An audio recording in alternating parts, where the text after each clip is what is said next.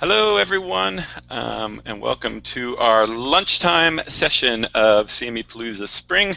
I'm Derek Warnick, and I'm going to bring up our slides here. So, our lunchtime session, again, East Coast bias, sorry if you're on the West Coast, breakfast session. Any other else, I guess your snack time session, maybe. How strong is your bullpen? And our lunchtime session is sponsored by Genentech. And I'm here with Caroline Robinson from Genentech and Kathleen Moreo from Prime Education. Before I turn things over to them, I want to go over our sponsors really quick, who we are, of course, very thankful for. Again, our gold sponsor and sponsor of this particular session is Genentech. Our silver sponsors are Practicing Clinicians Exchange, Platform Q Health, Helio Education Lab, Global Academy for Medical Education, ASIM, and Forefront Collaborative. And then our bronze sponsors, Vivacity Consulting, Vindico Medical Education, ArmyI, PVI, Primary Care Network, Paradigm, InfographEd, Impact Education, Highmark CE, Educational Measures, CMEology, Clinical Care Options, and Academy for Continuing Healthcare Learning. As always, there are 3 different ways that you can ask questions. You can use our Practicing Clinicians Exchange text line to send in a question, 267-666-0. It's not an O, it's a 0 CME. You can click on the little Google Q&A link that's located at the bottom of the video you're watching. You'll need to have a Google account, but you can ask a question that way. And you can tweet your question using the CME Palooza hashtag, and I'll be monitoring all of those different ways, and I can give your questions verbally to our speakers. Again, our speaker disclosure, as always, opinions, discussions, and conclusions expressed are our own, and they do not represent an endorsement by our employer, parent company, or affiliates. And at this point, I will turn things over to Caroline, who is sporting her Kansas City Royals jersey, and I got on my Phillies hat, which is sad. But anyway, Caroline, I will let you take things away. Thank you, Derek. So Kathleen and I are so happy to be able to present to you today, and the theme of our presentation is how strong is your bullpen, and we chose that because this week is one of the, for me at least, one of the most important weeks of the year. It's opening week of baseball, and since 2 of our favorite springtime activities, CME Palooza Spring and baseball, were coinciding in the same week, we thought we would have a baseball theme. So again, I'm Caroline Robinson from Genentech, and I'm joined by Kathleen Moreo from Prime Education. And I think we have a disclosure slide I'd like to make sure that I cover quickly, and that is that I am an employee of Genentech. My views and any of the comments that we say today do not necessarily reflect the views of our respective organizations. Kathleen is owner and founder of Prime Education, and the specific education program that will be described in this program was supported in part through independent medical education grants from Genentech and AstraZeneca. So we're going to get to the main question, which is how strong is your bullpen, and we hope that by the end of this presentation that you're able to think about that and maybe have some creative thoughts with us about strengthening each of our respective bullpens. So the first question you're probably thinking is, what does baseball have to do with medical education? So we're going to spend a few minutes making this what we hope is a fun analogy between baseball and medical education. And you know, if you understand baseball, you basically understand life. So we do think that there's some important tie-ins with medical education. And then importantly, answering the question around how you could strengthen your own bullpen. So the analogy starts here. If you think about the fact that a baseball team has to have a strong bullpen to make it through the entire season, then they need the players that have delivered over time. You can probably think about your favorite team and the players that you know by name, and then the new performers, those that come in with fresh focus and energy, and how they're used in their team. And so that this session will aim to demonstrate how, like on a baseball team, good tools, that includes the right players, played at the right time, in the right position, are really critical to advancing one base at a time and ultimately winning the ball game. So this week, and we can go ahead and move to the next slide, Derek. Thank you. So this week, I've had the opportunity to attend 2 baseball games. In fact, took some vacation time, and my son and I and my family went to the opening game for the Royals and the Mets. It was a playoff. It was a re-meeting of the 2 teams that played in the the World Championship last year, when the Royals came up, and we won the first game. Unfortunately, we came up a little short last night. And one of the comments that the manager, Ned Yost, made after the game was that it's too early to look at the stats. 2 games is simply not enough, but the stats are going to be very, very important when he starts to look at trends on how well the team's performing this year. And when we think about baseball statistics, we know those people that keep them all, but they're right there in front of all of us at the ball games and the boards. And the stats mean a lot. We really do pay attention to all of the statistics that each player brings in and how that changes over time, because it tells us what's happening, what's really going on, and where problems or real opportunities to showcase new players exist. And when we think about medical education, to extend the analogy from baseball again to medical education, it's important for us to really know what's going on. And so one of the first tools that we're going to talk about today is just this basic question that might be helpful when you're thinking about planning your medical education activity, and that is really understanding or ensuring that you really understand what's driving variation from evidence-based care. If medical education is aiming to address a specific problem, we really need to know where that problem is. So the first tool that we'll talk about today that could be helpful in strengthening your bullpen is answering the question, what is the driver of variation care that we want to address? And we have found, and others have found, that there are 4 basic buckets when we think about those drivers and how they might fit. The problem could be related to a gap in evidence. There's simply not enough evidence, or the evidence isn't sufficient for physicians or clinicians to make the right choice. That's probably not something that medical education can address directly. But the gap, or the variation, or the deficit that we might want to address could be related to knowledge or the application of knowledge, and that is squarely the place for medical education. Thirdly, the gap could be related to systems or process change. Maybe they don't align or don't allow folks to put what they do know into practice, and this could be a place where medical education, in alignment with or in tandem with a behavior change modification, could be really helpful. And then thirdly is a misalignment of incentives. Maybe the incentives just don't align for policy or for health systems to do a thing that's evidence-based, and that might not be a place for medical education to necessarily play directly either.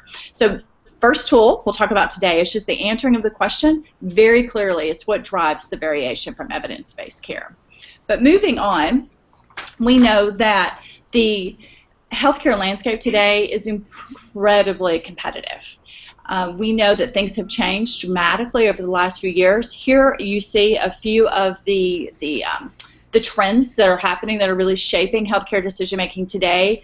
Push for population health management, healthcare decisions made by team, emphasis on patient-centered care, coordination of care, new payment delivery models, dependency on real-world data. All of these things are making the healthcare landscape and individual clinicians' decision-making within it really complicated. In addition to that, we know that there remains this unacceptable curve in which it takes far too long for medical information, data, to make it into current practice in a consistent way. And we know that these challenges are going to just continue to develop as health reform in a post-Affordable Care Act world continues to mature. So, coupled with this challenge, if we can go to the next slide, you see that maybe there are traditional independent medical education models or adult learning models that are based on theories that do not adequately address what we see today. Maybe they don't adequately allow us to address practice-based gaps or systems-based learning. So maybe we need to think about other tools that we could instill in our bullpen or recruit to our bullpen and use effectively at the right time to extend what we can do. So moving to the next slide, again, thinking about our baseball analogy, what is the field of play today in this competitive healthcare environment? So today's game is value-based healthcare delivery. And when we think about medical education, we have to answer the question, how do CME, CE professionals ensure that they have the right players to understand and address gaps in performance from the first pitch? That is, if the need, going back to that first tool we discussed, the answer to our question is more than just knowledge or knowledge adoption. It's systems or process change or other kinds of behavior change, or it's team-based learning or a need that needs to be addressed, or even, and many of you have heard this term recently, co-productive health. It involves patients and caregivers. Do we have the right models to help us ensure that all of those folks, all those target audiences are addressed? And then our third question here would be, how does our team, how can we ensure that we as CME professionals, our team, win by fielding traditional bench strength players and the new performers? And so here I'm going to make the analogy really, really, really blunt. When we think about the traditional bench strength players, those are models like the learning and assessment model by Moore et al. That we've used traditionally to design and then plan and measure our education. But there are other models that may also be beneficial. We're keeping the traditional players, but we might need to think about how new performers could strengthen our bullpen. So let's talk about one more concept. We will move to a case study where we will apply all of these things, but I'm a big fan of talks that I've heard recently around smart ball. And I know that this is probably something, if you're a real baseball fan, you know the difference between small ball and then the teams who kind of abandon small ball strategies when they don't quite work out. But small ball, and Derek, you can go ahead and just kind of put up all those slides. I think they might be helpful. Is taken from the idea that it's not always the big plays that win games. Always great to have the slugger. In fact, my jersey, if you saw the back, is actually our designated hitter for the Royals, because I'm a big fan of what he can accomplish. But smart ball requires that the right players are played at the right time and in a very purposeful way within a carefully planned strategy. Meaning it's not always about fielding the player that can hit the home run, but it's about making sure that we're being smart about increasing our on-base percentage and our RBIs to make sure that at the end of the season we've got the wins that we needed. So when we think about that, and I think we have one more bullet here, it's each team to be successful, or if we think about the Royal strategy last year that obviously was quite successful, and I'm going to keep going there, Derek, is our team needs players who can hit home runs and those who can play small ball. And so when we think about that, how that relates to medical education, again, extending that analogy, tools that help us plan and measure education, like the model by Moore et al., are critical and very, very effective for measuring traditional models of education, and they're certainly appropriate. But there may be other places that medical education or other situations where a medical education or a learning initiative requires a larger target audience, requires a consideration of a systems-based context, the context of care, requires behavior change or systems and process change, and there may be other models that would be helpful that we could incorporate, perhaps even including Moore's as part of that bullpen strategy. So moving forward very quickly, and many of you have had exposure to the expanded learning model that my colleagues and I at Genentech first worked on with the superb contributions from a working group that was established in 2014, ultimately resulting in a white paper and then soon to be further peer-reviewed publications. The expanded learning model for systems was developed again out of a working model. A working group in which aimed to address the basic question: what do we need in today's healthcare environment to measure the impact, plan effectively, and then measure the impact of learning in the context of care where behavior change, systems of process change, and patients and caregivers need to be considered. And so the expanded learning model for systems was developed, TELMS, and I want to spend just 3 slides here just showing very quickly what it is and what it isn't.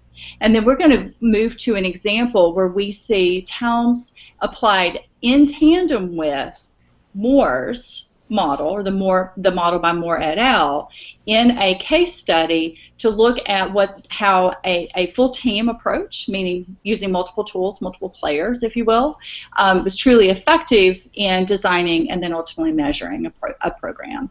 So, Derek, if you can move to the next slide, you see here the expanding learning model for systems, what it is.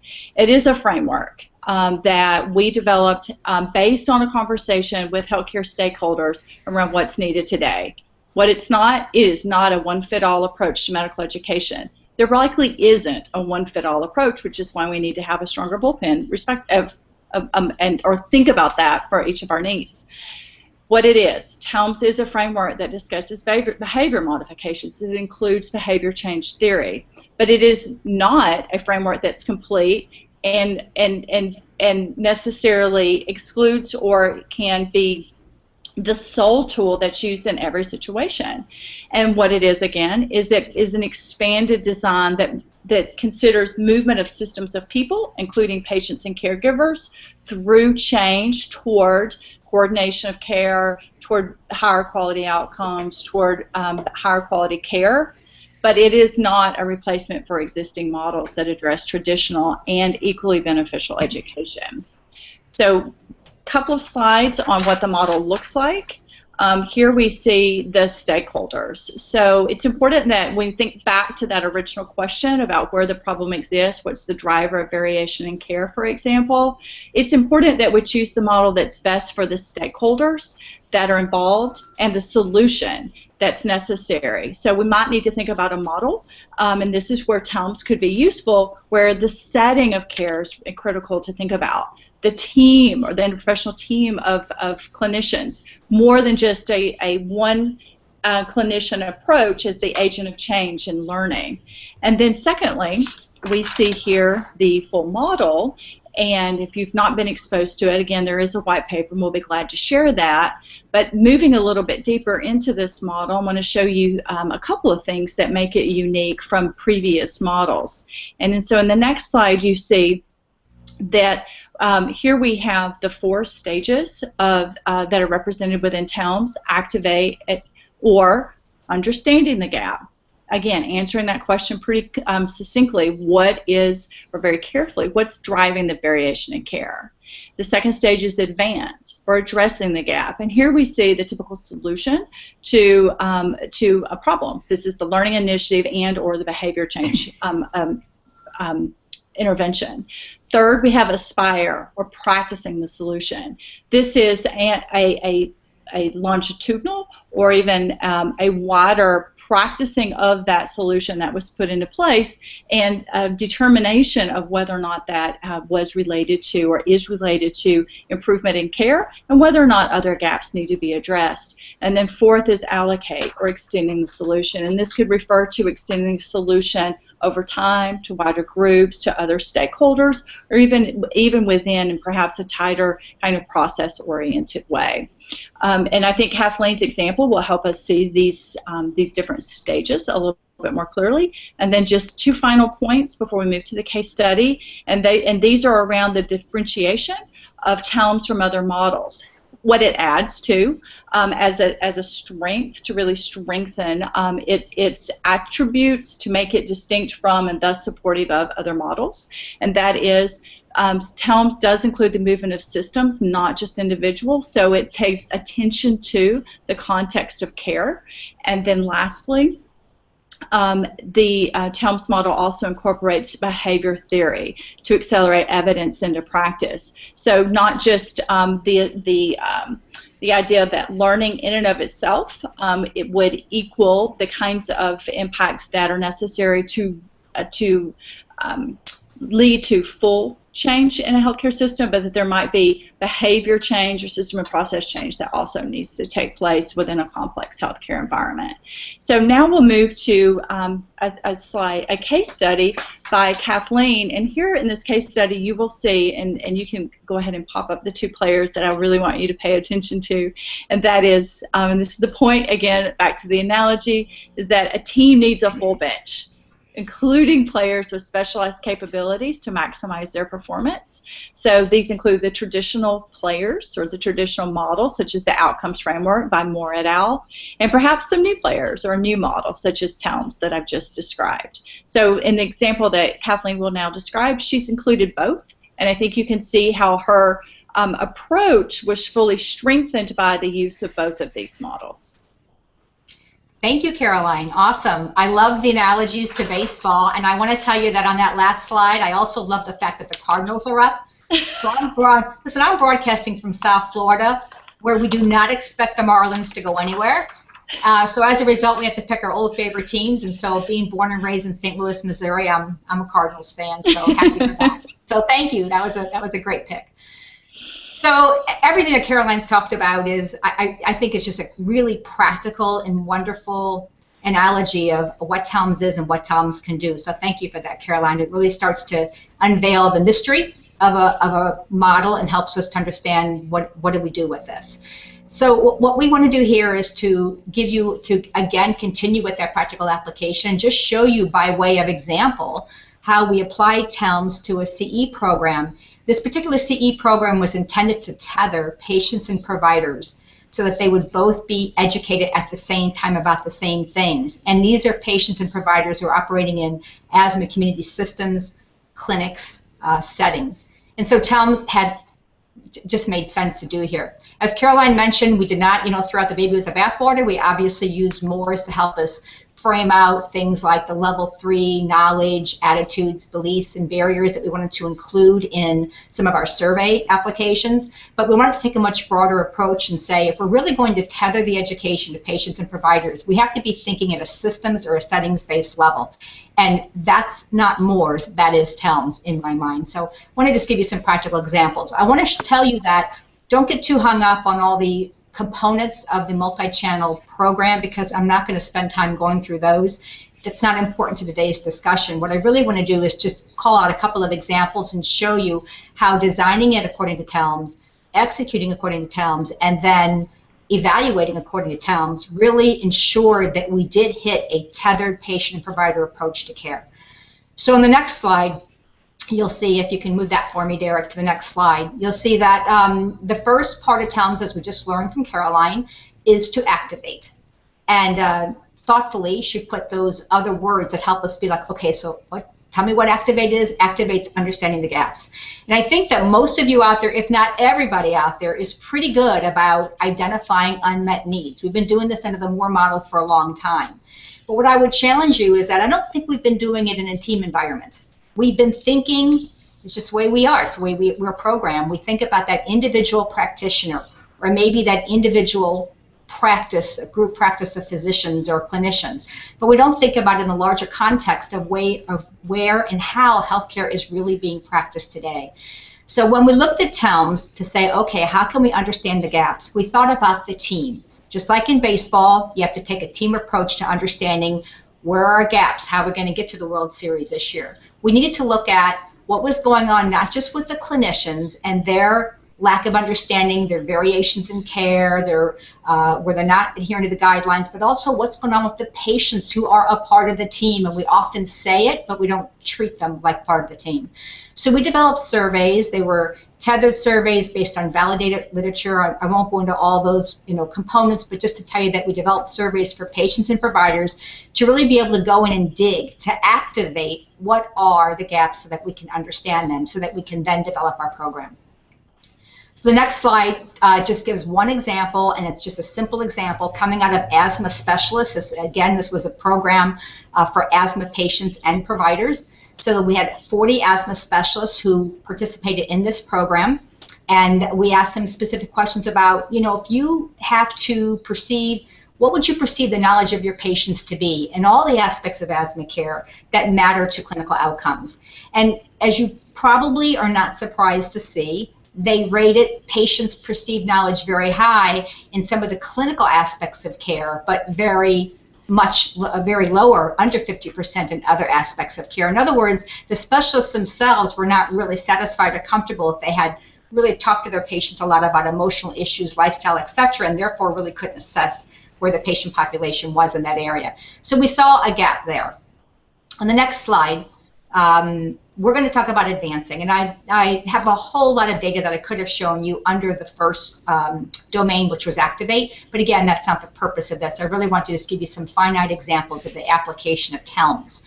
So under advance, we say, okay, well, now we've understood the gaps. We've done the surveys for patients. We've done the surveys for providers. Now, how are we going to address those gaps? And so one of the ways that we addressed the gaps in this particular program was to gather the data and feed it back to the providers. They used a private dashboard where they could look at the responses to what their patients said about how their care is delivered and what they think about their plan of care. And we asked providers tethered questions around the same types of questions and domains.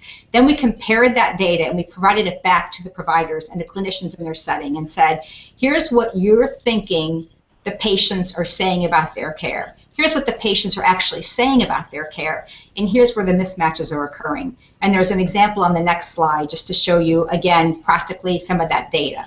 We looked at mismatches regarding treatment goals. We asked the patients about certain treatment goals.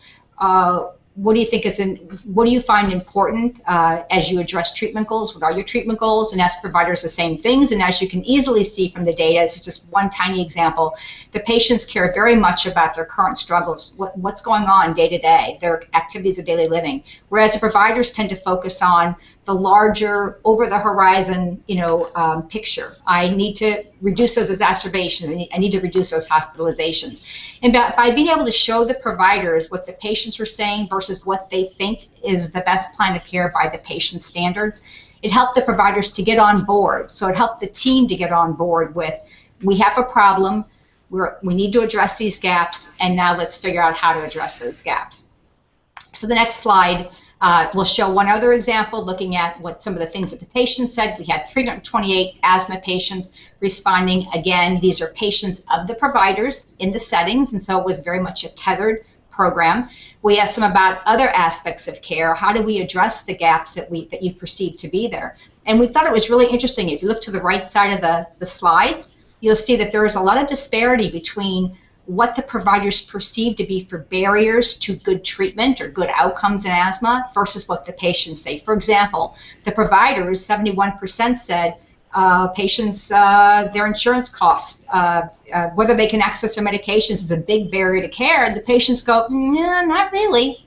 Only 9% of them felt that that was a barrier to care, and so forth and so on. The idea, again, is that had we not engaged TELMS along with gauging our MORE model, I don't believe we would have come up with these kinds of questions. I don't believe that we would have dug through the literature, validated the types of tethered surveys that could be asked to be able to first understand the gaps and then be able to address the gaps. And that was part of what this exercise was about. And of course, providing all of this back to the providers is a very important part of the advanced part of the model, because by addressing the gaps, they can see what's going on, not in the literature, not in general opinions, but what your patients are actually saying in your practice, the people that you meet with every month and care for. This is what they're saying about their care. So the next slide gets to Aspire, and that's the third rung on the ladder for TELMS. And Aspire is where, in my mind, you really begin to see a huge separation between the MORE model and the TELMS model. And I love Caroline's analogy that we need all kinds of players on the team. So your traditional players are using those tools, the MORE model, and some of your new and energetic players will be focused on TELMS. And if you can combine the two of those, then you're going to have a winning team that hopefully takes you to the World Series for your program. And we all want to have good outcomes and good educational impact. So a picture tells 1,000 words, and this slide really just is a pictorial of some of those 40 asthma practices where we went in and we showed those data results to the providers and to the patients. But more importantly, we used the hour to allow the providers to educate their patients and listen to their patients. It was very much like a shared medical appointment where the patients talk to each other. They talk to their providers, or providers talk to the patients. And we had this beautiful intersection of discussions around how to improve asthma care. What are the barriers? What are the solutions? And how do we get there? And you're seeing that a lot of these took place after hours, right in the lobbies or the waiting rooms of the doctor's offices. Some of them took place during lunchtime. But the point being, if you look at the upper right picture, there's the team, right, practicing. Imagine for a moment if you had just the pitcher on a team practicing, or just your key batter practicing. Imagine what that'd be like. You wouldn't get very far as a team. We tend to individualize our education, and I'm not blaming the Moore model, but I think it's just the way we've been programmed over time. We've done a lot of individualized education among clinicians, and yet we've not done team engagement. When you engage the patient, you bring the patient in and make patient the part of the education, and have patients educating providers, and providers educating patients, and patients educating each other, you have a much better opportunity to hit that solution for reducing those 17 years that it takes for clinical theory to get into practice. At least I believe that you will. So it's a very exciting thing when you think about aspiring and how we can practice the solution through CE. And on the next slide, here's an example. So at those 40 sessions, we had a total of 817 questions that were posed by patients to the providers. And we bucketed those in topic areas. And if you were to look at the whole brushstroke of the questions that were asked, and we don't have time or need to go through that today, but if you were to look at that, you would see that the kinds of questions that were asked directly correlate to the issues that they were having, the barriers that they cited, and the need for more education that became very self-evident. And so those are some of the areas. The majority of the comments that came out and the questions that came out from the patients during these tethered patient-provider educational programs were things about treatment options, treatment types, and triggers. Everything was, as you can see, all the key areas were discussed, but those were two of the main areas. And when you can have questions answered and when you can have interactivity, you're really promoting the opportunity to extend the life of that program. I want to talk about that in a moment. So let's go to the next slide. In order to be able to decide whether or not, and whether it was time to quote unquote allocate, in other words, was it time to be able to extend the solution, we had to first evaluate how we had practiced the solution that had made sense. And this is something that we've learned from the Moore model. You have to evaluate where you are. So just like the scoreboard in baseball, we looked at what the patients told us pre-education and post-education about their disease processes and what they intended to do with the information that they had gained from the tethered educational offering. And then we asked the providers the same thing. Okay, what did you learn and what were your gains in knowledge about your patients? And you can see from the results that there were some home runs. There were some great opportunities that came out of the program. And out of this, we discovered that they're ready. This worked, and so among these providers and these patients in this cohort, they're ready to allocate. They're ready to be able to extend the solution. So moving to the next slide, here's another example of that. When you allocate or extend the solution, you're going for that home run. You're looking at how can I take what we've practiced under the Aspire rung on the ladder for towns, and how can we then extend that solution? So as you can see, 62% of the providers intended, as a result of participating in this program, to engage your patients more frequently in shared decision making. Well, right off the bat, that was pretty exciting. And shared decision making has been discussed extensively in the literature. AHRQ is one of, I think, really one of the champions of that in our country. Caroline mentioned co-productive health. There's a lot in literature internationally about co-productive health, which is a form of shared decision making. When that can occur, then you've engaged the patients and the providers together in what they're going to do about their care. So patients and providers are making joint decisions about the kind of clinical treatments that I want to do, what my treatment plan should involve for asthma, when should I be calling my doctor and or my clinician, who on the healthcare team can assist me along the way. That's all a part of shared decision making. And there was a 62% increase in the attitudes and the intent among the providers to engage shared decision making. I love all those, the steps along the way that we saw for improvement, but also look at 44% improvement in those providers who said we intend to continue to conduct these small group education sessions with our asthma patients in the waiting room on a monthly basis, on a quarterly basis. That's extending the solution. That's allocate. And when you think of allocating or extending the solution, that's what we like to call sustainability.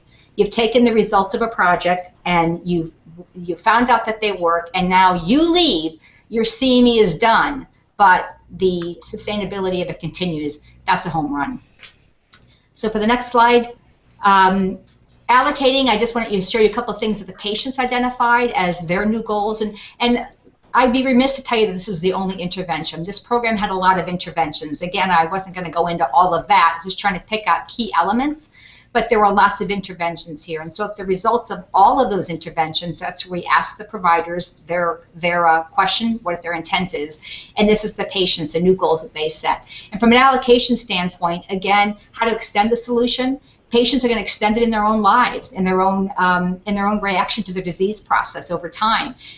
They went from 42% saying they're going to avoid triggers and use long-term medications to 74% saying, I need to avoid those triggers, and now I understand what those triggers are, and I need to start using my long-term meds to keep myself under control. And I'm not going to necessarily run to the urgent care center or the emergency department during an attack. I'm going to use some of these things like my long-term medications, contacting my doctor, taking a more practical approach to my care instead of just burning through those healthcare dollars. And so there was a reduction from 28% to 8%. We thought those are great examples of how you allocate to extend the solution under TELMS. And then the last slide is really just, we have a roadmap in ASAP, and that was a roadmap for quality improvement, and it's done well, and it's gotten a lot of uptake. I think of TELMS as a roadmap.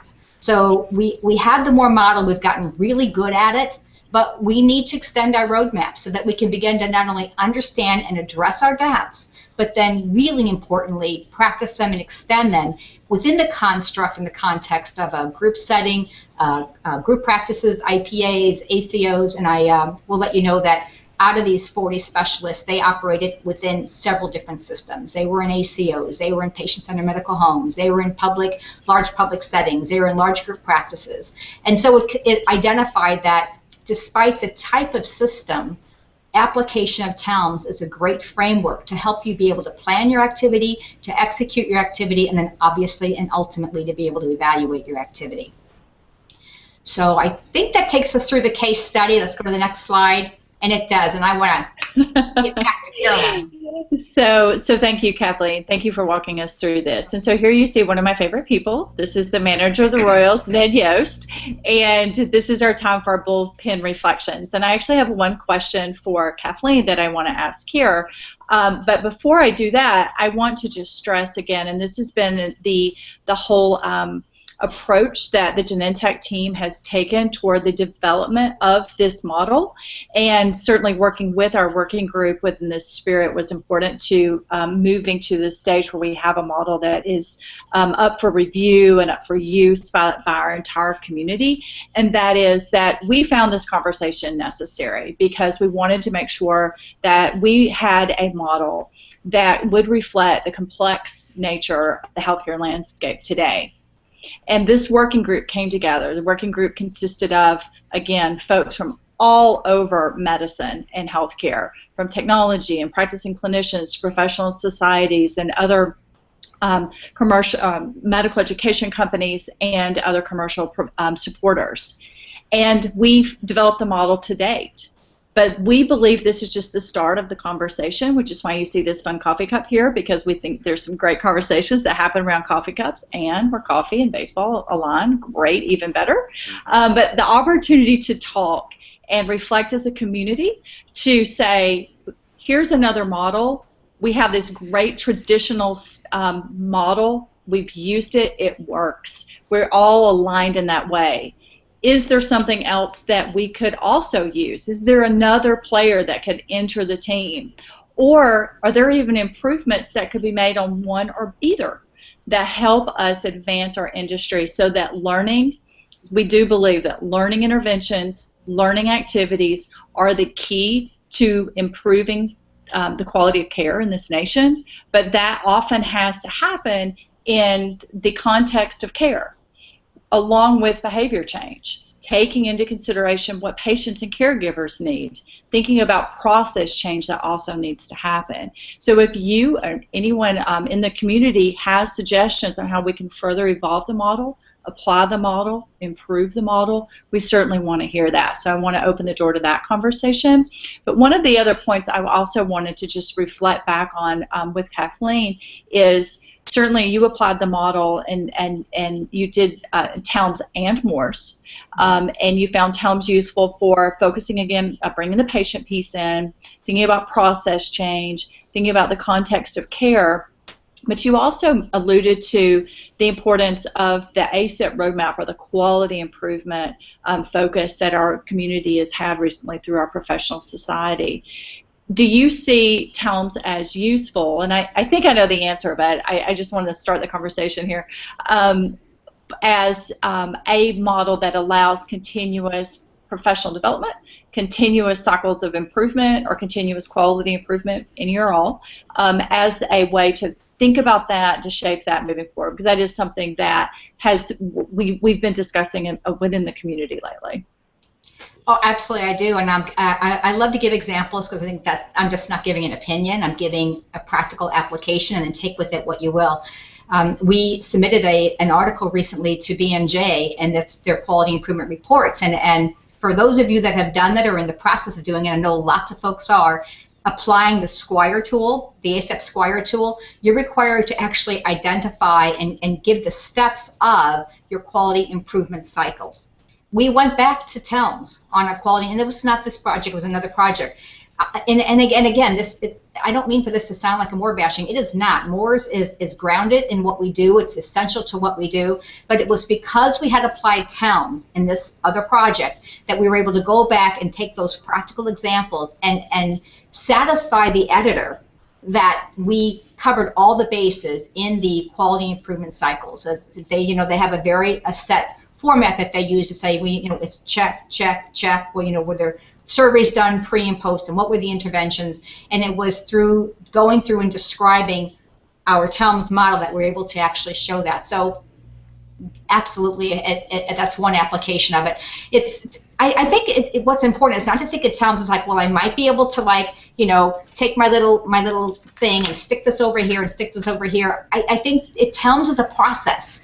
It's part of the process that you use as a provider, as a supporter when thinking about types of education, to first plan. And it opens up your eyes to the needs of the larger community. Had we not engaged TELMS in this project, I don't know if we would have thought to take it as far as we did in terms of not only surveying the patients and providers, but saying, okay, now how are we going to get them together to talk about this together? Either over the phone or in the room, and really start to pound out the ways that we can ensure then the success, so that on the back end we can allocate or extend the solution. So to me, it is a roadmap, it's a framework, but it's also a very defined process that helps you take something beginning with the end in mind and taking that project all the way through. Great. I hope that answered your question. Oh, no, absolutely. And so I think my last point is here for the bullpen reflections part, taking it back to our baseball analogy. Certainly my Royals, they planned very differently to face the Mets than they will to face the Twins this weekend. And so when we think about how we face the different challenges that medical education is called upon to address, it does require different tools. But it also requires the community. So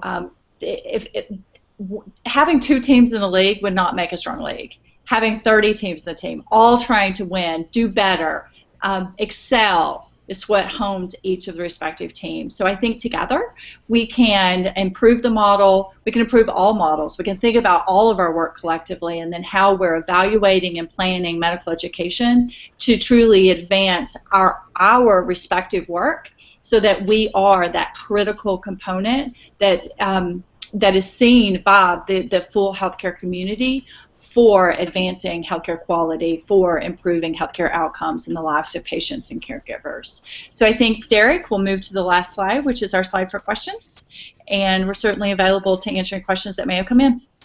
Great. I have two questions. One's more general, one's a little more specific. So I'll give you the more specific one first. Okay. And the question is, first of all, that she is loving the case studies and the practical application of TELMS and all the baseball analogies.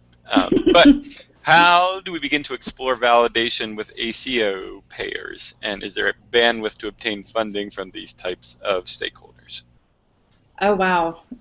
Kathleen, do you have thoughts on that first? I know that you work very closely with kind of value-based organizations. Yeah, we do. We've done a lot with ACOs, and to me, that's really that's a two-edged question, if you will. So, starting with the bandwidth of whether or not we can get them to buy into it, that to me is the easier part. We all know about the quality measures that are out there. We all know that we're becoming an ever more vigilant quality measured society. We see more coming out. Look at what CMS just came out with. Look at what's going to happen next year with changes in policy. So that that cart's out of the barn. That's happening. ACOs are looking for help and solutions, and so application of TELMS and a larger quality improvement framework, as we've been just discussing, is self-evident. Those ACOs need that and look to the kinds of expertise that all of us have and can provide. That's that part of the question. The question about funding is now we're now talking about a whole other ball game. Now we're let's play ball on that discussion. They need to start stepping up. Health systems need to start stepping up and realizing for the value that they are given and for the fact that once we go in there, we can conduct education that at the end can be allocated, it can be extended and sustainable. We're giving them money in their pocket. Bottom line, we are helping the providers, we're helping the system, everybody wins, patient does better. The system benefits from that. The system actually gets value-based improvement from that, as we all know. So the system needs to start bellying up and supporting some of that. And that's my cheerleading rah-rah. Like I say, before the day I retire, this is what I want to see, where systems and government and other stakeholders start coming together and partnering with our current funders, which are typically commercial supporters, and you start to see this pairing of resources so that together we can do something. And let me not leave out CME providers as a part of that too. We should all be doing something along the way, whether we're contributing to the literature through our manuscript preparations and funding part of that ourselves to be able to then spread the word. We all have a stake in this. I mean, we are all patients too. And I would just add to that, if we think about what's on the minds of physicians, I think we're increasingly hearing that MIPS and MACRA and other issues related to value-based measures of performance and thus reimbursement, they are quickly coming down the line. And if we think about how physicians are starting to stress about that, and the systems that not just physicians but healthcare providers who will be eligible for different forms of reimbursement implications from MACRA and MIPS and 19 and beyond, that's soon. And so when faced with those challenges, there's ever more increasing importance of having a model that can show if we do this, we improve our efficiency. If we do this, we improve our quality. If we do this, we reduce our costs. And an example that Kathleen had just presented, what did we see? A significant portion of patients are now going to take their long-term medications and not go to the urgent care. If we think about that from a cost perspective, that's incredibly important, and that's the impact of one learning intervention wisdom process change.